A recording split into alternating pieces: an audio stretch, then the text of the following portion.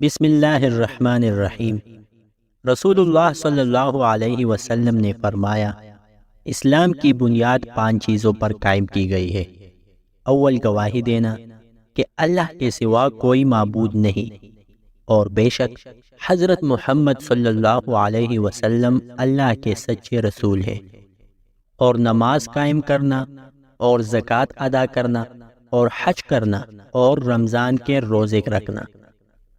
رسول اللہ صلی اللہ علیہ وسلم نے فرمایا کہ ایمان کی 60 سے کچھ اوپر شاخیں ہیں، اور حیا یعنی شرم بھی ایمان کی ایک شاخ ہے۔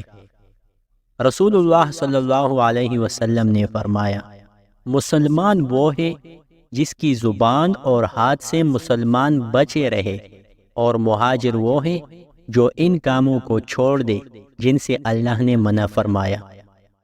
لوگوں نے پوچھا، یا رسول اللہ، کون سا اسلام افضل ہے؟ تو نبی صلی اللہ علیہ وسلم نے فرمایا، وہ جس کے ماننے والے مسلمانوں کی زبان اور ہاتھ سے سارے مسلمان سلامتی میں رہے۔